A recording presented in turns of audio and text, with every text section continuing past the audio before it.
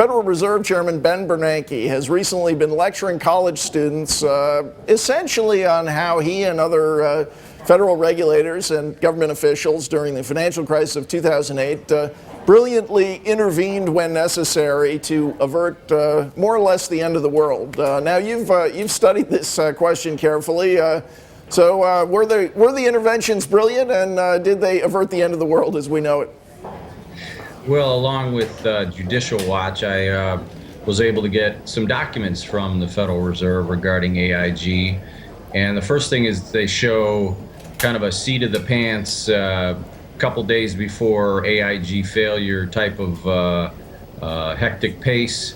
And when they did finally get to the decision making, there was really no connection between this idea that AIG was going to fail and any negative fallout. I mean, they threw around a lot of big numbers, a lot of wild speculation about what might happen, but no real hard evidence that the world would end as we know it in the financial system if AIG wasn't bailed out. And just to remind people, that was one of the largest federal interventions in September of 2008, and it was interestingly, I thought, one of the cases that Professor Bernanke, talking to the students, has been highlighting as kind of an example of government shrewdly intervening when necessary in the markets. And it is bizarre that he would choose this particular case, because this is a situation where the government has frequently changed its story on why it intervened, at certain times seeming to suggest it was to prevent a panic among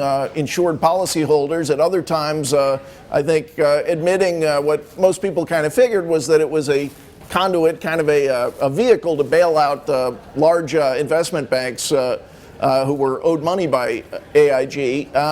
Now, you've spent a lot of your time the last few years trying to get out of the government the documents justifying a lot of these bailout decisions.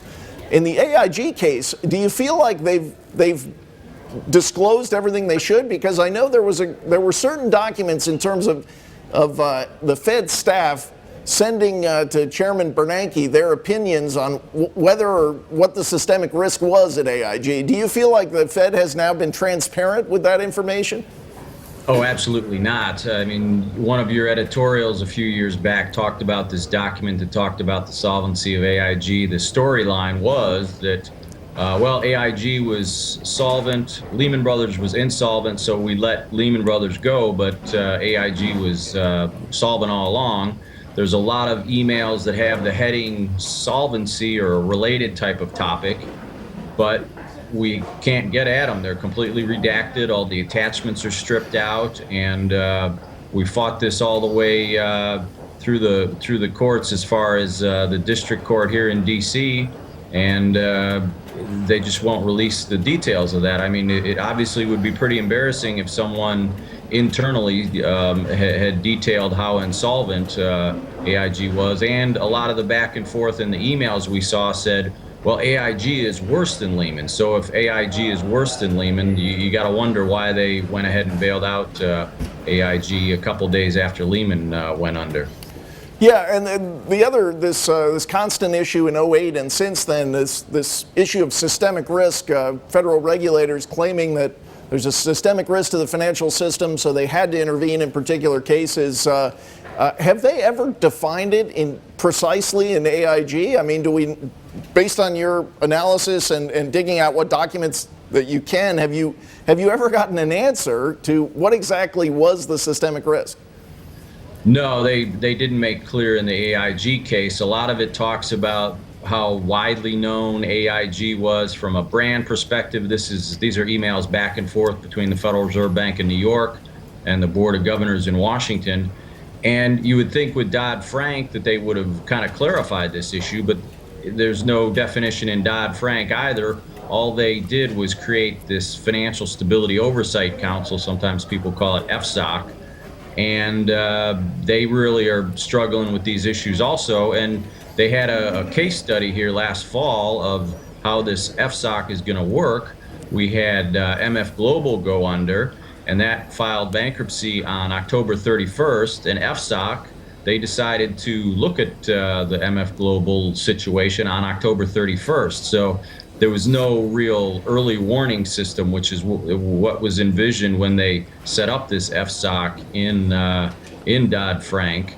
And they completely dropped the ball and looked at it after the fact. We were able to get some documents. Judicial Watch and I have gotten some documents, essentially Secretary Geithner's script at this meeting, and we're going to try to do some follow-up and more digging and hopefully get some details on the analysis of systemic risk as it relates to MF Global. Well, let's hope we get at some point the real story of AIG.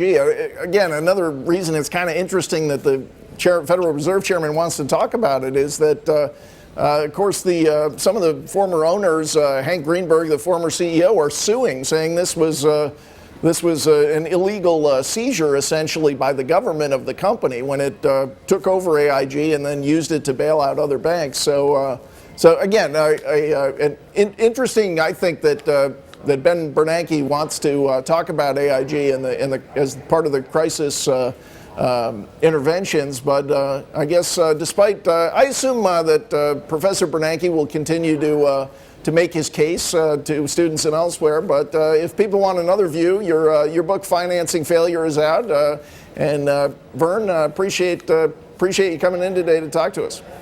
Okay, thanks again, James.